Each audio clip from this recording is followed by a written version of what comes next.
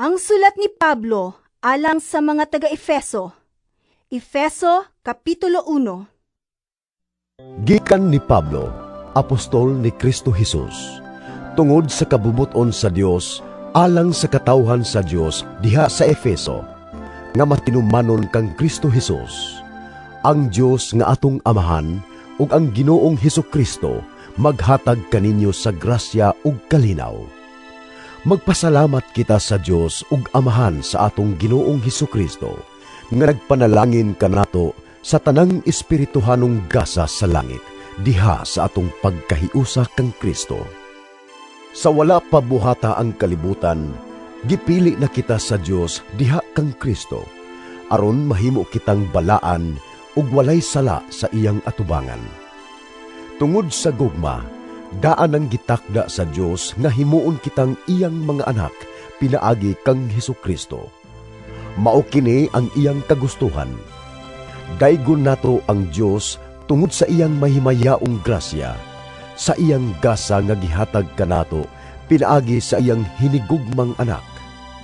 Kay gilukat kita pinaagi sa dugo ni Kristo, sa ato pa napasaylo na ang atong mga sala. Pagkadako gayud sa grasya sa Dios, nga sa walay sukod gihatag niya kanato diha sa tanan niyang kaalam ug kahibalo. Gipadayag sa Dios kanato ang tinagong laraw nga iya nang gibutan nga tumanon pinaagi ni Kristo. Tumanon sa Dios ang iyang laraw, inigabot na sa hustong panahon. Hiusahon niya ang tanang binuhat diha sa langit ug sa yuta, ubos sa pagpangulo ni Kristo. Ang tanang butang gibuhat sumala sa laraw ug pagbuot sa Dios, ug diha kang Kristo gipili kami sa Dios aron mahimong iyang katawhan, sumala sa iyang tuyo sukad pa sa sinugdan. Ug maoy pagbuot sa Dios nga kami nga maoy unang nagsalig kang Kristo, magdaig sa iyang himaya.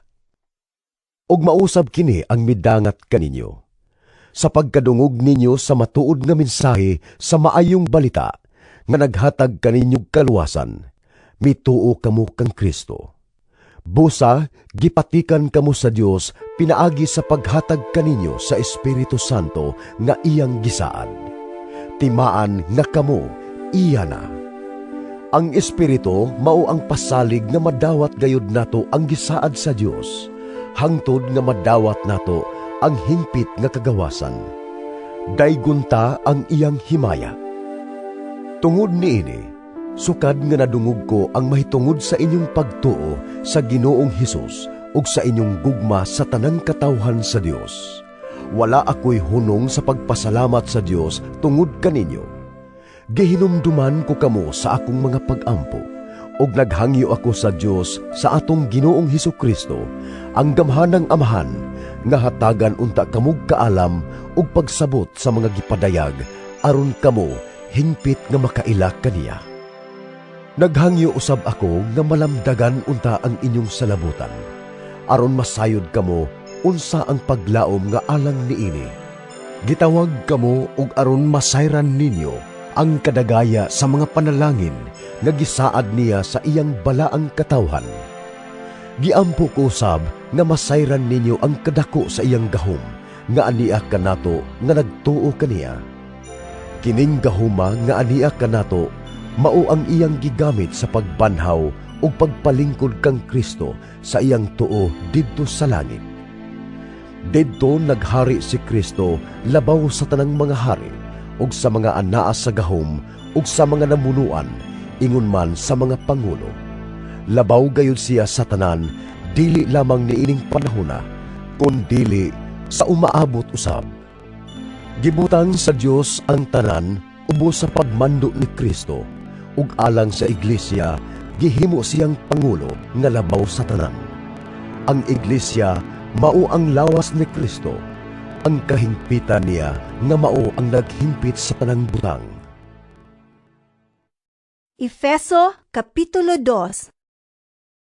Kaniadto, patay kamo tungod sa inyong pagkadautan ug pagkamakasasala. Gisunod ninyo ang daotang pagkinabuhi sa kalibutan, ug ang pangulo sa mga kagamhanan diha sa kawalangan, ang Espiritu nga mao'y nagmando sa mga tao nga misupil sa Dios. Kaniadto kitang tanan sama kanila, nagkinabuhi sumala sa tawhanong kailibgon ug sa mga pangandoy sa atong lawas ug hunahuna.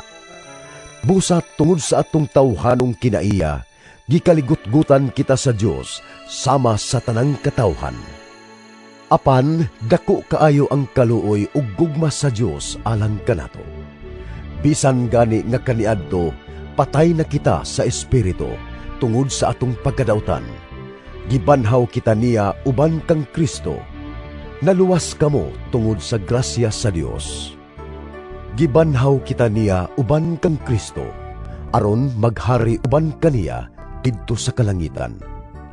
Gibuhat kini sa Dios aron sa umaabot nga mga panahon, ipakita niya ang naghingapin niyang grasya diha sa kaayo nga iyang gipakita kanato pinaagi kang Kristo Jesus.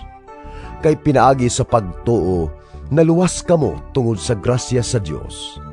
Dili kini inyong buhat, kundili gasa sa Dios. Busa, walay makapasigarbo niini, sanglit dili man kini bunga sa inyong mga paningkamot.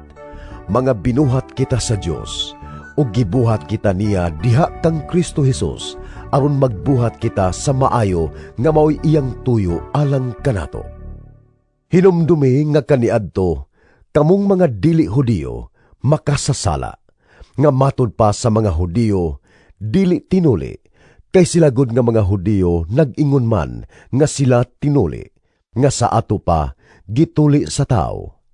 Kaniadto nahimulag kamo kang Kristo, kay mga langyaw man kamo, ug dili sakop sa katawhan nga pinili sa Dios. Wala kamoy bahin sa mga kasabutan nga pinasikad sa mga saad sa Dios ngadto sa iyang katawhan. Nagkinabuhi kamo niining kalibutana nga walay paglaom ug walay Dios. Apan karon nahiusa na kamo kang Kristo Jesus. Kamo nga kaniadto layo sa Dios, karon nahiduol na pinaagi sa dugo ni Kristo. Kay si Kristo gayod mao ang atong pakigdait.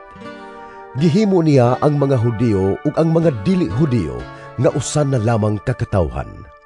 Pinaagi sa iyang kamatayon, giguba niya ang paril sa panagbingkil nga nag-ulang kanila. Gihimo niyang walay bili ang balaod sa mga Hudiyo, lakip ang mga kasuguan ug mga kalagdaan niini aron gikan sa duha ka kaliwatan mahimo ang usa ka bag-ong katawhan ug sa ingon makab-ot ang pakigdait. Pinaagi sa iyang kamatayon sa krus, giusa kita niya diha sa usa ka lawas ug gipasig-uli ngadto sa Dios, ug sa ingon ni ana gitapos niya ang pagdinumtanay. Busa mianhi si Kristo ug gisangyaw ang maayong balita sa pakigdait alang sa tanan. Kaninyong mga dili Hudiyo nga kaniadto layo sa Dios ug sa mga Hudiyo nga duol kaniya. Pinaagi kang Kristo kitang tanan, Hudiyo ug dili Hudiyo, makaduol sa amahan diha sa usa ka espiritu. Busa kamong mga dili Hudiyo, dili na mga langyaw o mga dumuduong, kundili mga kauban na sa katawhan sa Dios ug mga sakop na sa iyang banay. Gitukod kamo diha sa sukaranan nga gipahimutan sa mga apostoles ug sa mga propeta, ug ang bato nga gisukaran mao si Kristo Jesus. Diha kaniya gitukod ang tibuok balay hangtod nga mahimo kining balaang templo sa Ginoo. Uban sa tanang magtotoo, kamo usab nahiusa ngadto kaniya, diin nagpuyo ang Dios pinaagi sa iyang espiritu. Efeso Kapitulo 3. Busa tungod niini, ako si Pablo, ang binilanggo ni Kristo Jesus tungod kaninyong mga dili Hudiyo, nagampo sa Dios. Sa walay duha-duha, nakadungog kamo nga ang Dios naghatag kanako niining buluhaton sa pagwali sa iyang grasya nga alang kaninyo. Gibutyag o gipadayag sa Dios kanako ang iyang tinago sumala sa gisulat ko na kaninyo sa daklit. Kung basahon ninyo ang akong nasulat, masayran ninyo ang akong pagsabot sa tinago ni Kristo. Kaniadto, wala kini ibutyag ngadto sa mga tao, apan karon gipadayag na kini sa Dios pinaagi sa Espiritu ngadto sa iyang balaang mga apostoles ug mga propeta. Ang tinago mao nga pinaagi sa ebanghelyo, ang mga dili Hudiyo sama sa mga Hudiyo, makadawat usab sa mga panalangin sa Dios. Mga bahin sila sa usa lamang kalawas, ug makaambit sa saad sa Dios diha kang Kristo Hesus. Gihimo ako nga sulugoon alang sa ebanghelyo tungod sa linain nga gasa sa Dios nga gihatag niya kanako pinaagi sa iyang gahom.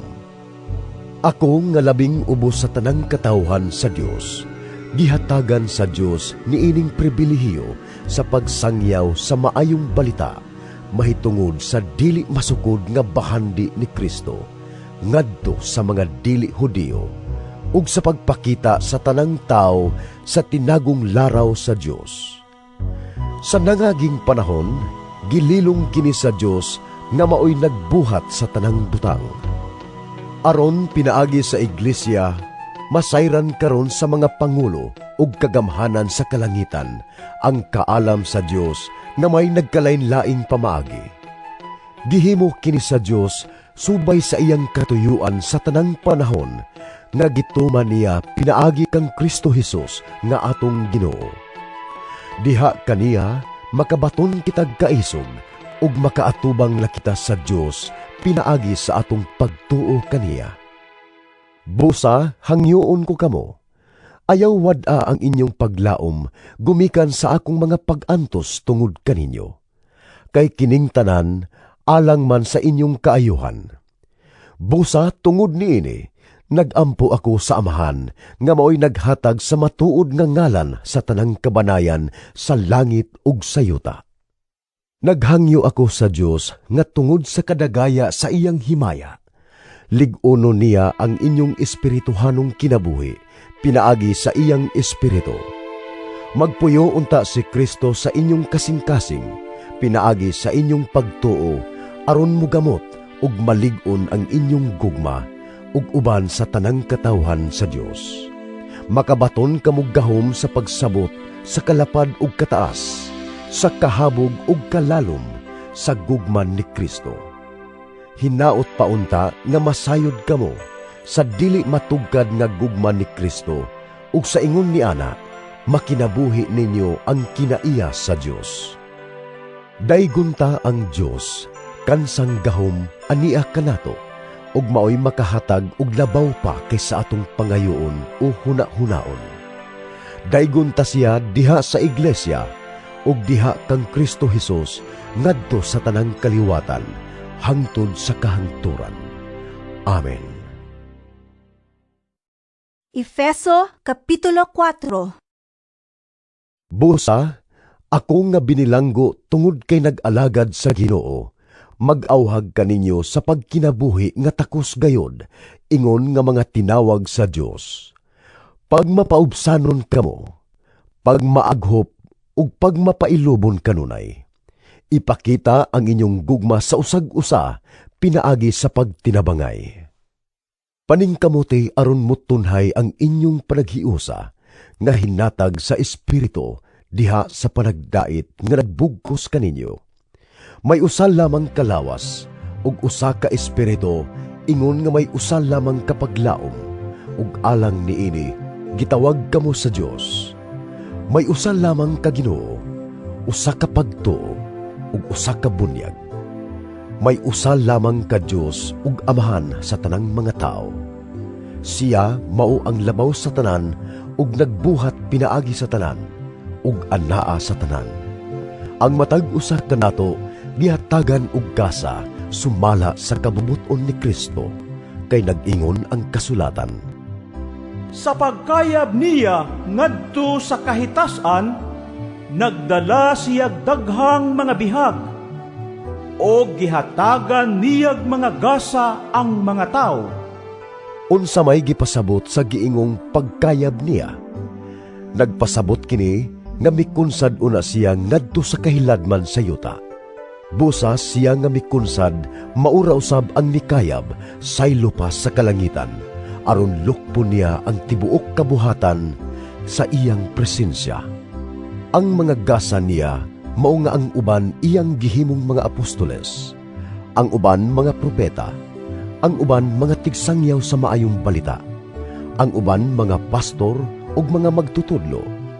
Gihimo niya kini aron sa pag-andam sa tibuok katawhan sa Dios, alang sa buluhaton sa Kristohanong pag-alagad, aron motubo ang lawas ni Kristo hangtod magkahiusa kitang tanan diha sa pagtuo ug sa atong kahibalo mahitungod sa anak sa Dios.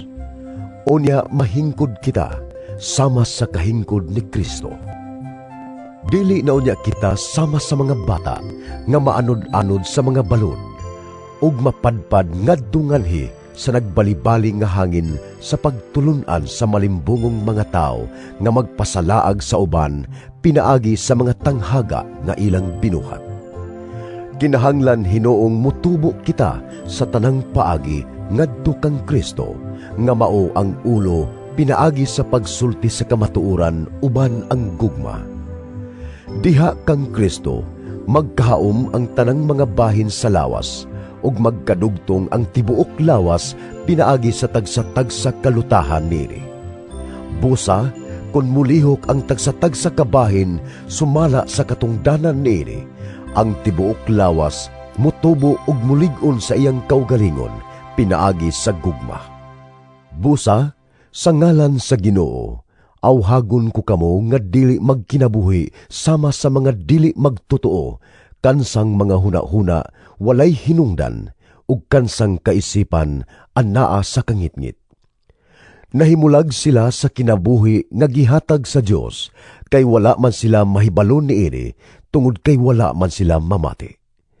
Nawad-an na sila sa kaulaw, nagpatuyang na lang sila sa bisyo ug nagbuhat sa tanang kalawayan. Apan dili kini mao ang inyong nakatunan kang Kristo. Sa walay duha-duha, nakadungog kamo mahitungod kaniya, ug gitudluan diha sa iyang mga pagtulunan, kay ang kamatuoran anaaman ni Jesus.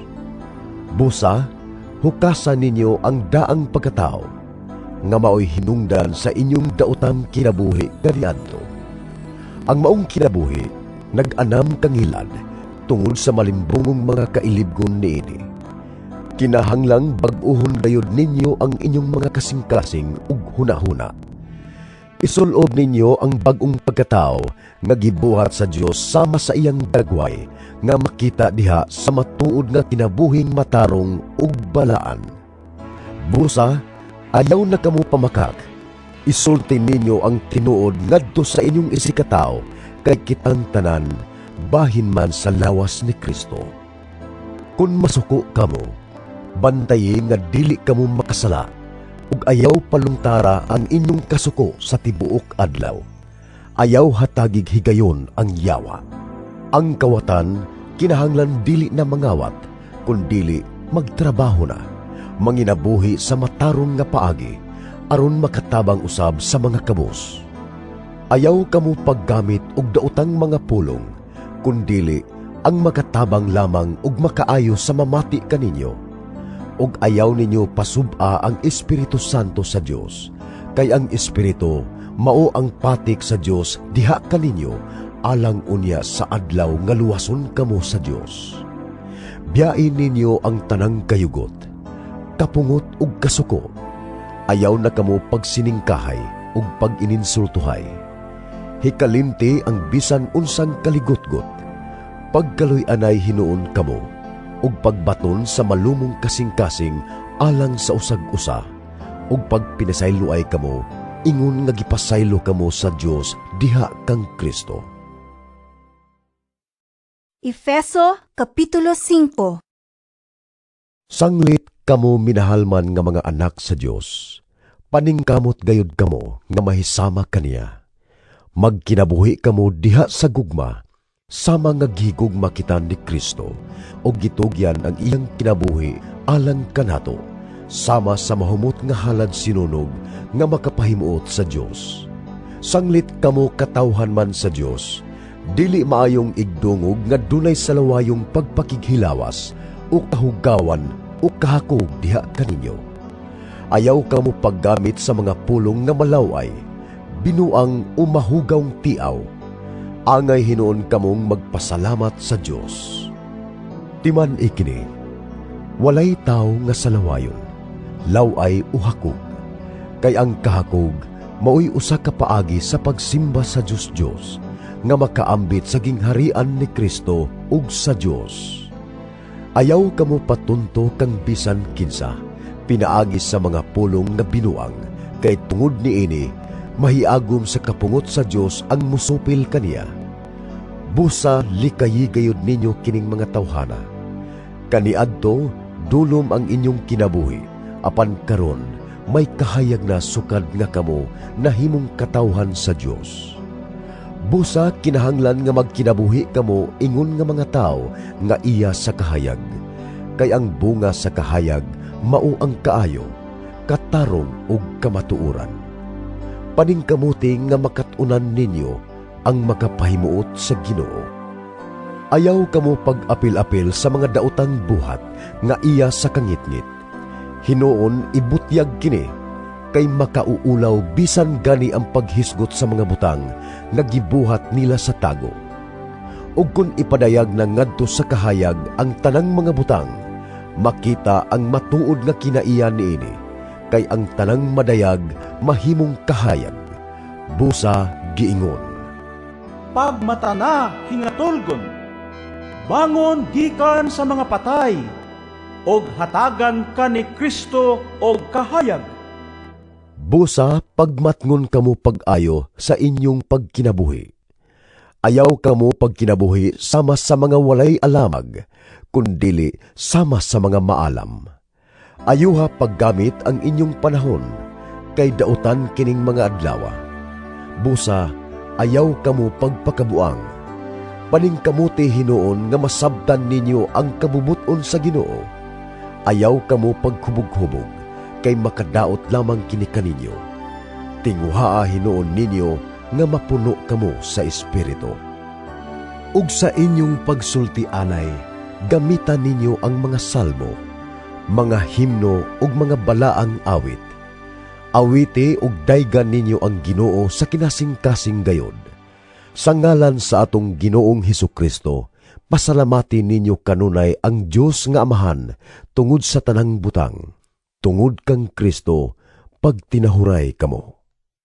Mga asawa, tahura ug sundan ninyo ang inyong bana, sama nga nagtahod ug nagsunod kamo sa Ginoo.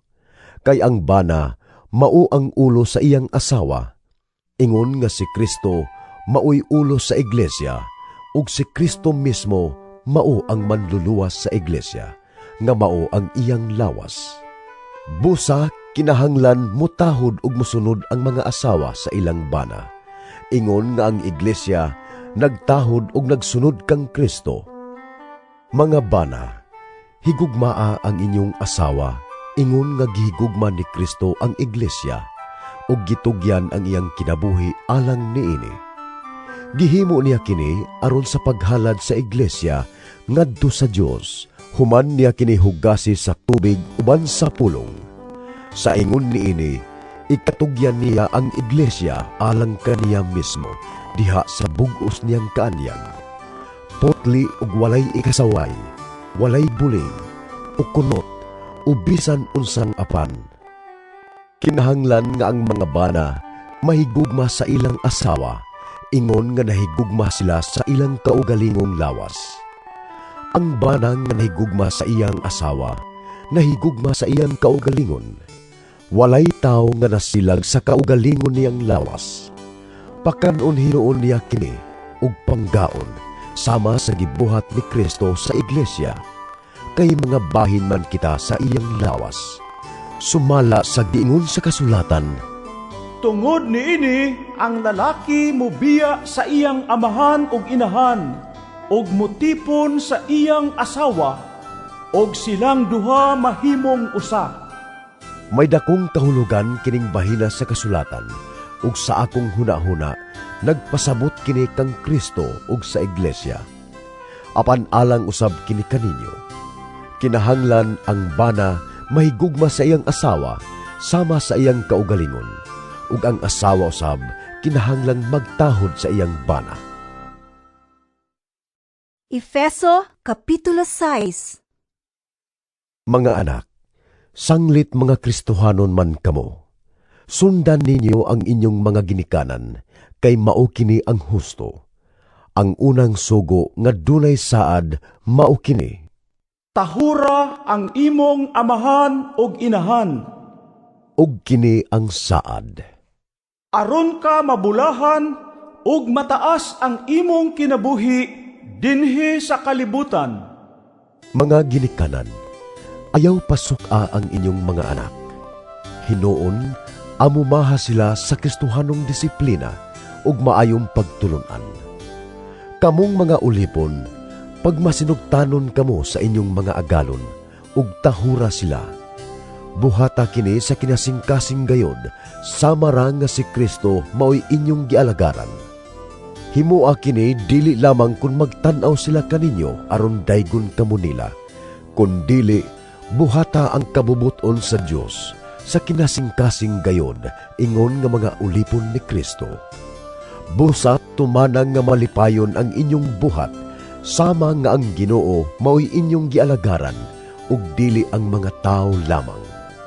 Hinumdumi nga gantihan sa Ginoo ang magbuhat og maayo, ulipon man siya o dili.